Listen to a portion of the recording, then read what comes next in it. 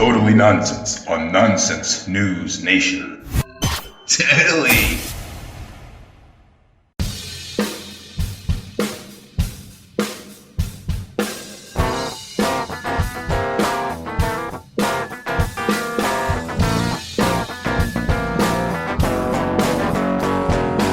All right, ladies and gentlemen, boys and girls, kids and cadets, welcome to another episode of Totally Nonsense on Nonsense News Nation. I am Brandon Scott Ellis, Hebrew name Shmuel Melech, and Scott is taking a little sick day today.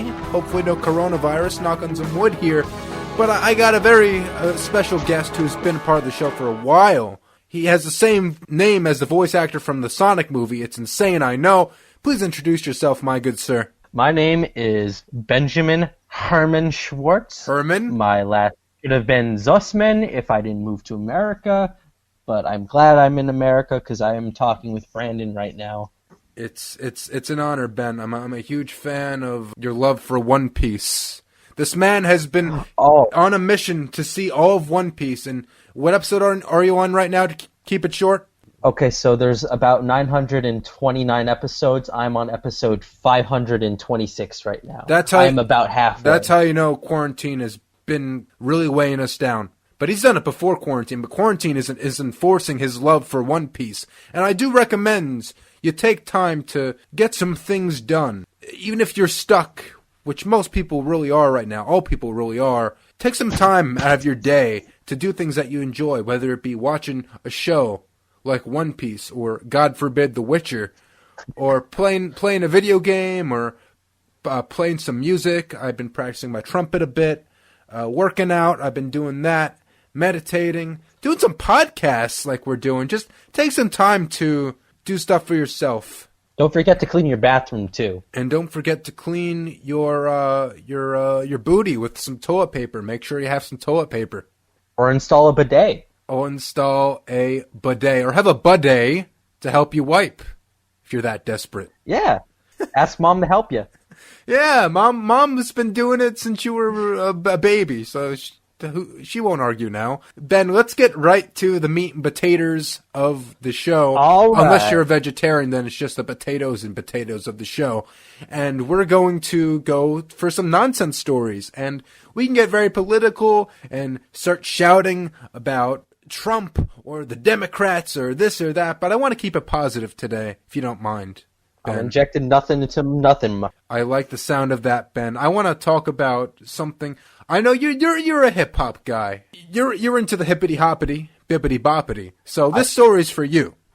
Oh yeah, what's the story? We're going to talk about. Because this is an Eminem story. You either love him or hate him. If you love him, you probably heard his stuff. If you hate him, you probably watched the Venom movie and heard his Venom song. Venom, Venom. Oh, that, you know. Venom, Venom. That's what he sounds like now. Anywho, even if you don't like him for Venom, you have to admit he's been doing some good work here. He's been donating his famous Mom's Spaghetti to healthcare workers in Detroit. Detroit, if you don't know, if you're not reading the Eminem Wikipedia page, his hometown is Detroit, and there's been close to 34,000 cases of COVID-19 in Michigan and Detroit alone, and that's pretty bad. So Eminem wants to take a stand, and he's been a meme for years because in the lyrics to his song "Lose Yourself," he goes, "What is it? Palms are sweaty, Mom's spaghetti," or something like Mom's that. Spaghetti. I swear, it could be the lyrics from a Mario game, but it's an Eminem song, and it's great. That's a really intense Mario song. Palms are sweaty, Mom's spaghetti. I mean, they're probably sweaty if Mario wears gloves like Bugs Bunny all the time. Anywho, I digress. Oh my God, his hands are so sweaty. He has literally cups and containers of literal Mom's spaghetti with a sticker saying, quote, "Thank you, frontline caregivers," which is just really sweet. So Henry Ford Hospital tweeted, "Our hashtag healthcare heroes lost themselves in the delicious Mom's spaghetti donated by Detroit's very own @Eminem." So everyone's really appreciative. And the people, Eminem didn't ask his mom to make the spaghetti and put in containers. It was this restaurant called Union Joints It's an independent restaurant in Michigan who serves a dish called Mom's Spaghetti, and they've been serving it out to the people, to these healthcare workers, and I'm grateful. Nothing but good vibes here. I love that his palms are sweaty and he's ready to give some spaghetti to the people in Detroit, Brandon. Honestly, I am. I'm really glad that a celebrity of his status is donating. He should be donating. I think most people with excess income like that should be donating back to their community to make the world a better place. And I think a lot of celebrities have. I mean, you'll have some celebrities who won't do as much as they should, but a lot either through having different performances if you're a musical artist, or just donating to all these great causes and local healthcare workers and all that. It's become, you've really seen the best of humanity from this. You've seen the worst, but you've seen mostly the best. So that's something you could take out of this COVID-19 quarantine stuff. Oh, of course. If you don't mind, Ben, I'm going to get away from the world of hippity-hoppity, bippity-boppity and go to what I'm more familiar with, the rock and the roll. Oh, the rock and roll. I do the rock and roll, too. I know you do. It's why you rock. And that's why you roll. Speaking of rolling, I want to talk about a certain band. It's a small indie band. I'm really not sure if you know them, Ben. They're called, I think they're called the Rolling Stones. Have you ever heard of the Rolling Stones? Very obscure Sounds band. too obscure for my taste. Yeah. Okay, in all seriousness, they're one of the greatest bands of all time. Classic rock legends starting back from the 60s and still kicking for some reason. They're decrepit. Have you seen pictures of them? Have you seen Mick Jagger and Keith Richards right now?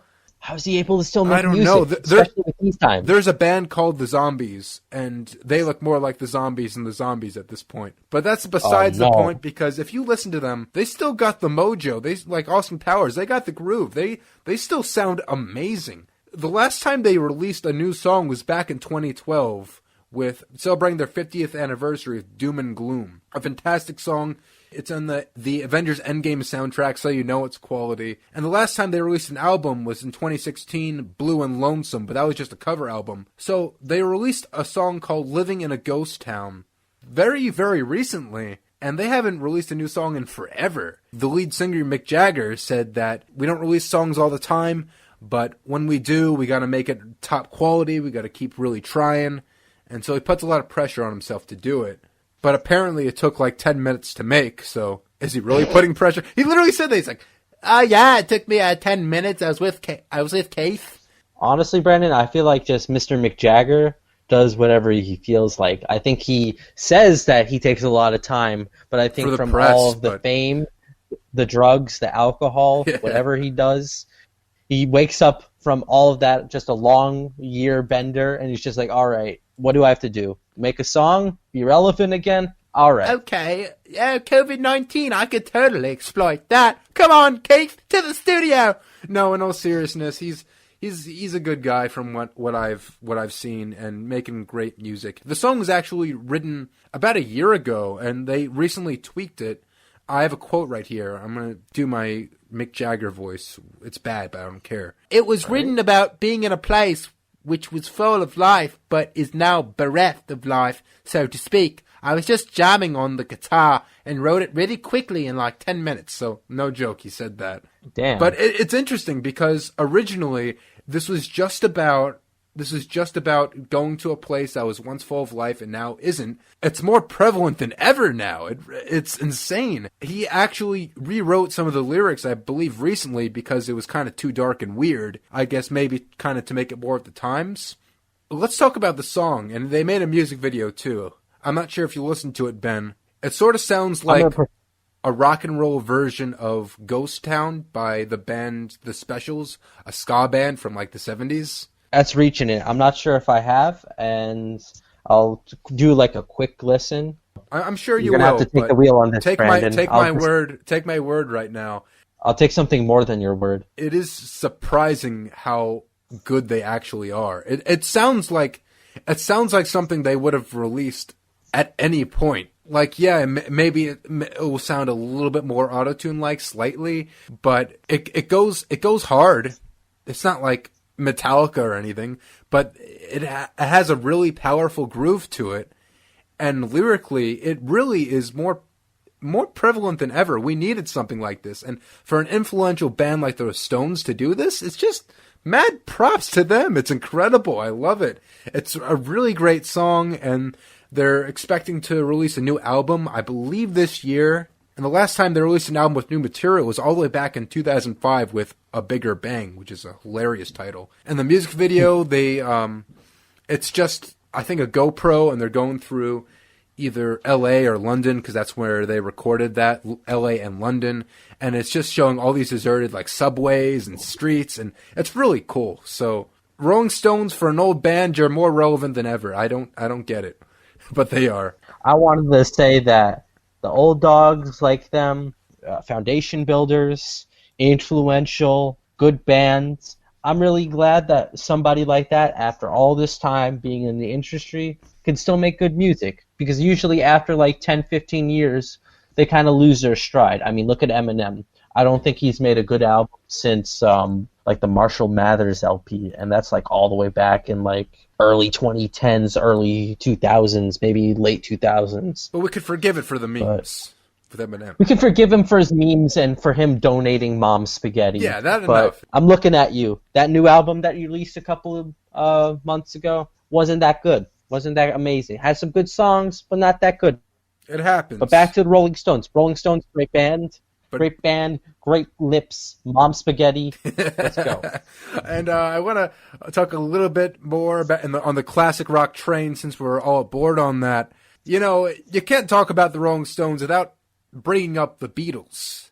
I know the Beatles have been non-existent for millennia, but since COVID-19, since quarantine, the living members must be up to something. Unlucky for you, Ben. They should be. I have some weird, sick obsession with Ringo Starr. For the memes, for everything about him. I just love the guy. I don't know why, I do. He recently posted something on his Instagram. He was hiding his face literally behind a physical peace sign, because he's all about peace and love. He goes, "Hello everyone, the Beatles have a special announcement. Be sure to go on the YouTube channel on Saturday. It's going to be crazy." And no one knew what that was. That could be anything. Are Paul McCartney and Ringo Starr coming back to bring back the Beatles? Who knows? We gotta find out. Are they gonna try to revive the other members so excited. From the dead? Maybe they'll get Julian Lennon or Sean Lennon, John Lennon's sons, or Donnie Harrison, George Harrison's son, and they'll form the Beatles again. And maybe they'll bring back... They'll use whatever the Zombies, the band, did to make zombies of John Lennon and George Harrison. Who knows, Ben? And so this could have been That's really what big. I was saying. I know. I just wanted to reiterate that. So, what did they do, Ben? Do you know what they did? The big surprise they did on Saturday? What the hell did they do? It was literally just a sing-along of Yellow Submarine. The movie. The really trippy movie from the late 60s. But here's the thing. Ringo wasn't there. Paul wasn't there. There was just lyrics every time there was Beatles music. That was the sing-along. So you expect me to sing along alone in quarantine by myself? Brandon, look at my face. Ringo? Look at my face. What? So they're gonna hype up this huge thing. It's just like, oh yeah, Peace and the love. Beatles. Be sure to check out this big thing. And they, you know, other artists, like even we were just talking about the Rolling Stones, not even like a second ago, how they made this new song. It was all great. Eminem's donating spaghetti. And, you know, I actually watched a couple of online concerts during this whole thing. I think like two. Like there was this one Japanese band called Oto Boke Beaver that was really good. It was this all-female Japanese punk band. An amazing performance. And like, if you're going to be this big name, they're the Beatles. Everybody knows the Beatles. And you're going to do something like that. You got to pull out all the stops. You got to revive the members. You got to bring back their corpses. You know what, Ben? Got to do something. It was nice. I tried watching it, but it was totally out of sync. Unless it was my own laptop, which I don't think it was. The sound was out of sync with the picture to the point where I couldn't watch it, and it was too trippy to have that. It needed to be totally in sync, and I was getting a headache. I couldn't watch it. So that was kind of it for me. But it was a nice sentiment. And speaking of nice sentiments, a little bit more about the Beatles. On YouTube, there's this video that surfaced, I think it was 3 weeks ago or something, of this Buddhist monk singing Yellow Submarine. So let me talk about it. So he sings just as good as Ringo probably sounds. Let's be honest. He goes, in the time where I was born, there's a man. I'm guessing he's a monastery and alone, so thankfully no one was listening because it was Jesus. But it's a sweet thing because, I mean, the Beatles, they love, especially George Harrison, supported meditation and everything. And have someone who meditates support Beatles kind of went full circle there. And then, like, at different points through the song, there's the man who sailed the sea, and then you get his little, like, shaky instrument goes, and then he had, like, these sound effects, whatever, but it was, like, Buddhist sound effects. He got his bees, he's shaking a little bit. And then you heard in the background other monks singing Yellow Submarine, so I guess there was more people. So you heard, like, chants, Yellow Submarine, Yellow Submarine, Yellow Submarine, Yellow Submarine. Yellow Submarine. So it was honestly, it was really nice. I did enjoy it. It was funny. But the best part, he goes at the end, it's sort of like a rave, where, you know, the beat drops and they go, they start repeating the same phrase over and over till the bass hits. So he goes, Yellow Submarine, Yellow Submarine, Yellow Submarine. And it does that like 10 more times. And then Yellow Submarine, and then he literally closes his eyes and meditates for 2 full minutes. Silence. He goes from Yellow Submarine to the sound of silence, which I guess is music. I don't know. As someone who loves the Beatles and is very passionate about meditation, I totally respect the video. The memes were great from it alone. And yeah, I loved it. So 10 out of 10 from me. And Ben, I'm not sure if you've been keeping up with the M&Ms and the Beatles and Rolling Stones of all that, but I know you've been watching One Piece, and some recent news you've been discussing with me is that they're making a live-action One Piece show on Netflix. So just tell us briefly what you know about that. We could talk about it. Okay, so on June 12th, which is actually my birthday, so I'm very excited about this, they are going to release a live-action One Piece. I believe it is Japanese, so it's a Japanese cast. They're going to be saying stuff in Japanese. It's going to be a great time. They're going to go from the beginning, so like episode 1, introducing the main character, all the way up to the Alabasta arc. If you guys watch or read One Piece, you'll know what that's up to. That's pretty good. That's like the main, like how you get into One Piece. It's like the first 100 episodes. So that's all of one season of One Piece. I believe so, yes. I hope so. I hope they don't do things in increments. Because if they do things in... I'm just surprised, Ben, that they're not whitewashing it. Netflix is infamous for that kind of stuff. I don't think they would touch One Piece because One Piece is kind of a very, like, treasured thing. It's like Dragon Ball and Naruto. Like, they learned their lesson with the Dragon Ball movie. Oh, it better. That was something. Things like that. That and also the One Piece 4Kids dub was not very received well because they didn't understand that One Piece was a teen to young adult manga / animation. So they tried to do it for 7 to 10-year-olds, which is not the demographic to show it to. Also, when you have a main character that sounds like Pinocchio from the Shrek films, you got to keep in mind that Pinocchio was a side character for a reason, because there's only so much of his voice that we could humanly take. So, yeah, that's my take on that. And also the Japanese cast was actually a really good set of voice actors. They all have really good voices. They're funny. They all have good chemistry with each other. And all these, the 4Kids, and even, like, no offense to you dub watchers, the dubbed One Piece voices, they're just not as iconic. They're not as, like, quotable. They're not as funny. Ben, we could hope that there's maybe a good cast dynamic with this live-action One Piece.